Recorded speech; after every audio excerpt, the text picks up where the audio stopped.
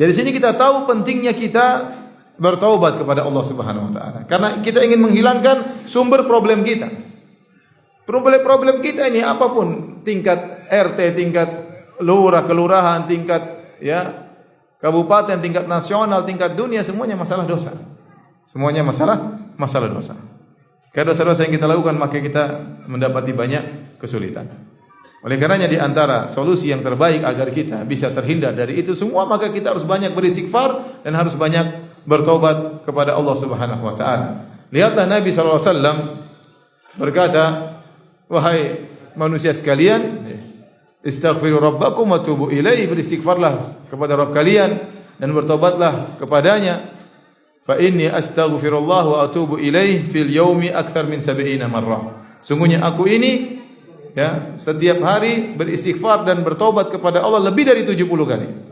Lebih daripada 70 kali. Bahkan terkadang Nabi dalam satu majelis beliau beristighfar dan bertobat 100 kali dalam sekali duduk. Itu Nabi sallallahu alaihi wasallam. Nabi memotivasi kita untuk banyak beristighfar dan bertobat kepada Allah Subhanahu wa taala. Hadirin dan hadirat rahmatillah subhanahu. Coba kita renungkan diri kita, betapa banyak maksiat yang kita lakukan. Yang ini semua sumber permasalahan bagi kita. Kita sulit menjaga pandangan kita. Zaman sekarang, zaman now, susah kita menjaga pandangan. Apakah mengumbar pandangan bukan dosa? Itu adalah dosa. Bahkan Allah Subhanahu wa taala menyuruh kita untuk bertobat darinya secara khusus.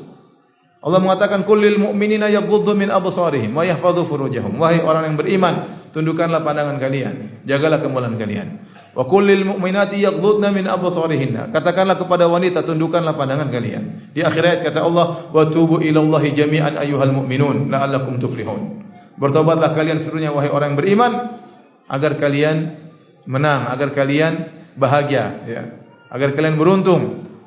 Kata Syekh Muhammad bin Shalih Al-Utsaimin rahimahullahu taala, ini ayat dalil bahwasanya Allah menyuruh kita untuk bertobat dari mengumbar pandangan. Sekarang kita bermudah-mudahan dalam maksiat, melihat hal yang haram, melihat di YouTube, melihat iklan, jadi perkaranya mudah. Karena kita sering mengumbar pandangan, akhirnya kita menganggap remeh. Tidak terasa kita mengumpulkan maksiat tiap hari. Dahulu bagi kita mungkin memandang yang haram berat, kita menundukkan pandangan. Sekarang kita susah tundukkan pandangan. Karena kita sudah terbiasa dengan apa? Maksiat. Hati kita terkadang mungkin menyepelekan maksiat tersebut. Sekarang kita bicara maksiat tentang lisan. Betapa banyak sekarang orang komentar seenaknya, dan komentar tulisan sama dengan lisan. Lihatlah di Facebook, lihatlah di medsos, orang komentar seenaknya, menuduh seenaknya, menganalisa sembarangan, kemudian dia paparkan dengan berbagai macam tulisan, dengan berbagai macam tuduhan, berbagai macam suudzon, dia keluarkan begitu saja. Ini semua tulisan termasuk perkataan, ini semua akan dihisab oleh Allah Subhanahu wa taala. Betapa mudah-mudahnya kita mendengar ghibah, dengar berita acara ghibah fulan, ghibah ini, ghibah anu.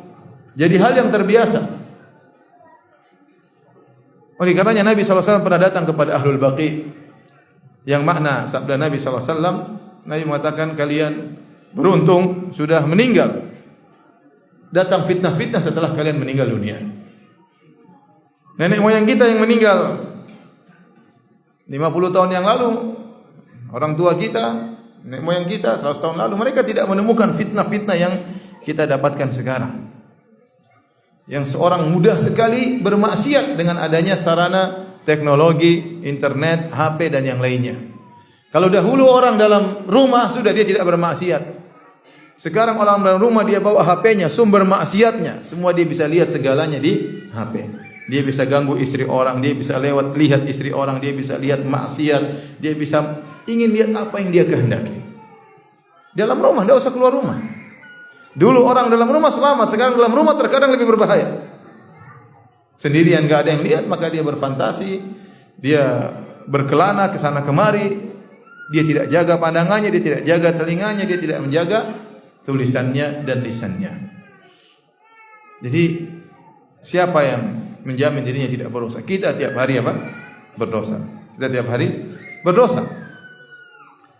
Belum lagi dosa berkaitan dengan ketidakmampuan kita untuk beribadah kepada Allah dengan seharusnya. Lihat, kita disuruh Allah untuk salat, kita disuruh Allah untuk menyambung silaturahmi, kita disuruh Allah untuk beramar ma'ruf nahi munkar. Banyak perintah-perintah Allah yang Allah berikan kepada kita. Ternyata kita masih taksir, masih kurang dalam menjalankan ibadah kepada Allah. Kita masih kurang dalam berbakti kepada kedua orang tua. Kita masih pelit terhadap kedua orang tua. Kita masih kurang dalam beramar ma'ruf nahi munkar. Kita masih kurang perhatian terhadap anak-anak, betapa sering anak kita lalaikan. Kita masih kurang perhatian terhadap istri, betapa banyak wanita kurang dalam menunaikan hak-hak suaminya. Kita diliputi dengan dosa-dosa.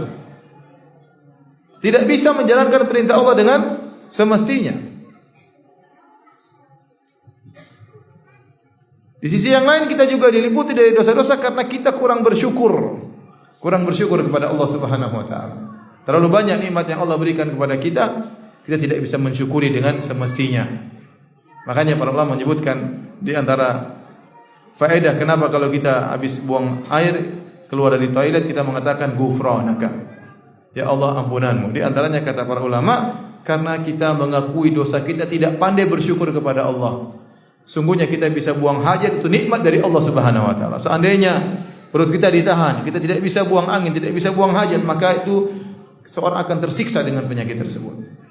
Namun kita buang hajat dengan mudahnya, namun kita tidak pandai bersyukur kepada Allah Subhanahu wa taala. Bangun malam masih malas, mau sedekah masih pelit ya. Mata masih tidak bisa dijaga ya. Oleh karenanya para hadirin, masing-masing kita sadar kita penuh dengan dosa.